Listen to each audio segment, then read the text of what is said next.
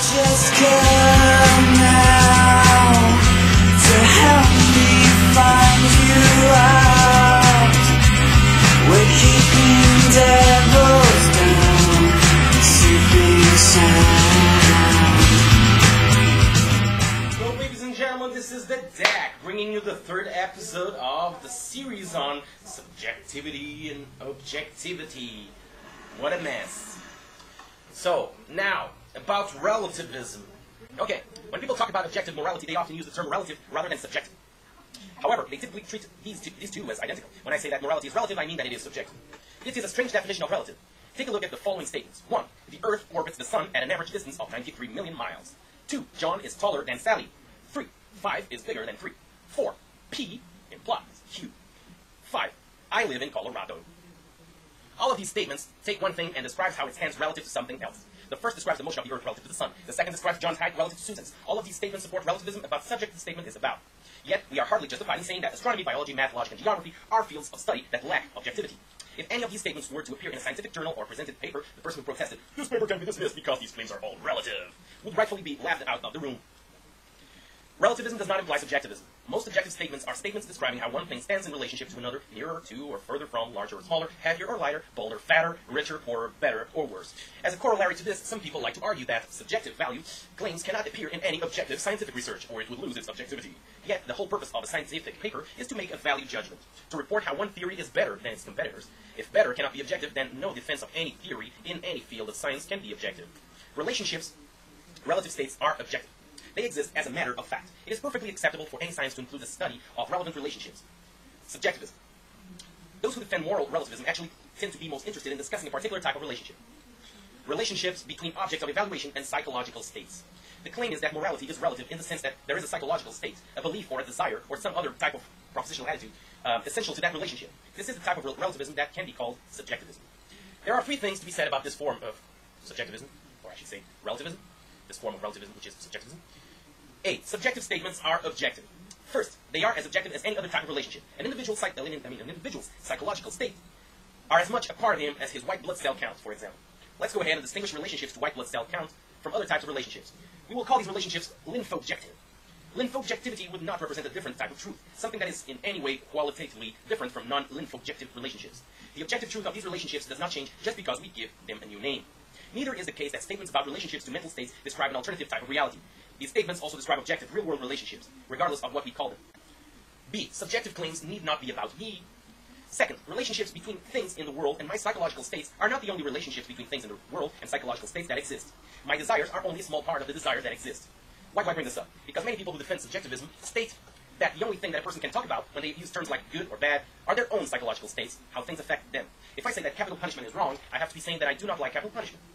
All my moral claims are about me and about nothing other than me. However, I am no more bound to limit my value claims to statements about my own desires than I am limited to talk about locations by describing distance and direction from my physical body. Imagine how impoverished our language would be if we limited people to talking about location only in terms of relationships between things and themselves. I would be prohibited from saying, for example, that the Empire State Building is in New York. I could only say that the Empire State Building is a particular direction and distance from me. To make life simpler, we allow people to report the location of things by making reference to other things we are both familiar with.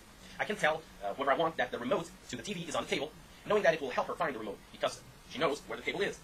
So, there is no law or custom that prohibits people from talking about relationships between objects and the desires of other people. We do it all the time. I like, she really hates it when, they would be happy if, where it's possible to talk about all of these types of relationships. Why assert that all moral claims have to report only to things like I like or I want?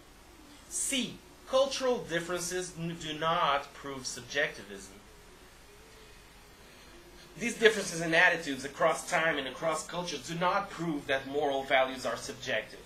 For example, the subjectivist points to a case where one culture believes that it is immoral for a person to have sex with somebody other than their spouse. Another culture believes that this is not only permissible but obligatory. One culture accepts slavery, while another culture condemns it. There is no absolute right or wrong in any of these instances, just the different beliefs of different people in different cultures.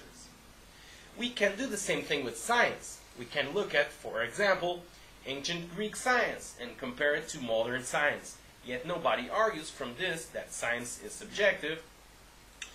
Moral subjectivists typically add that we have no way to evaluate the moral claims of another culture except to apply our own moral standards to those claims. Yet we also have no way to evaluate their scientific claims except by holding it up against our scientific knowledge. This is not thought to infer the subjectivity of science. F. Relative versus absolute. People take the distinction between absolutism and relativism as a true example of opposites. Yet the line between even these concepts is not as clear as people assume. Einstein, in his theory of relativity, said that there is at least one absolute, the speed of light in a vacuum.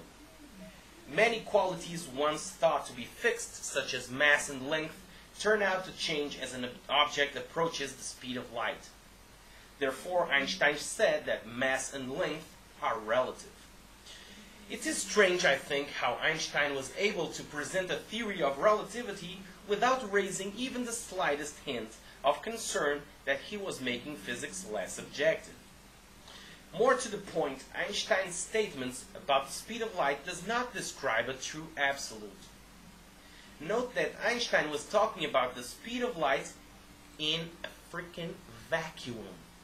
The speed of light through water or through glass is less than the speed of light through a vacuum. So the speed of light is relative. It depends on what the light is traveling through. Under some circumstances, light travels at the speed of 300,000 kilometers per second. Is true. However, if you change the circumstances and pass the light through glass instead, light travels at a speed of 300,000 kilometers per second is false.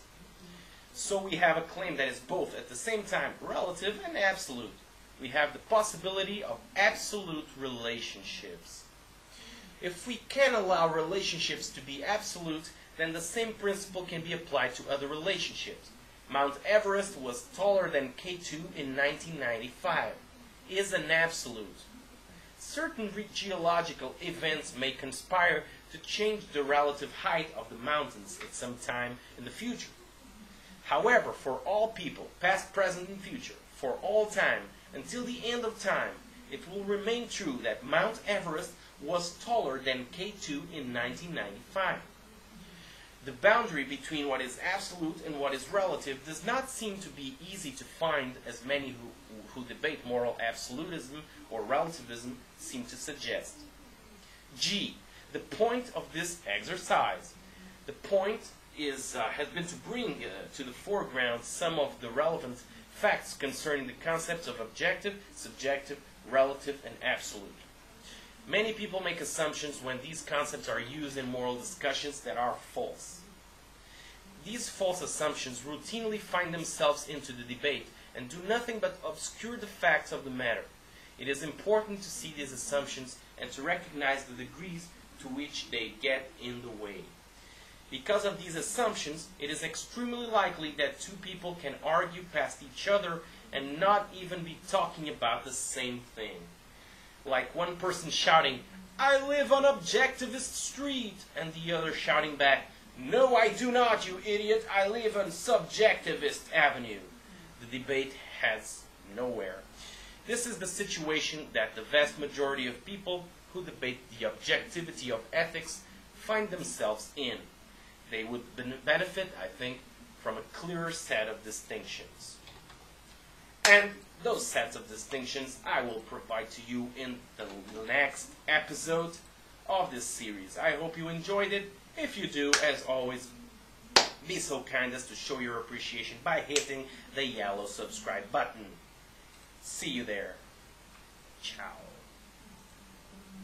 And I just can't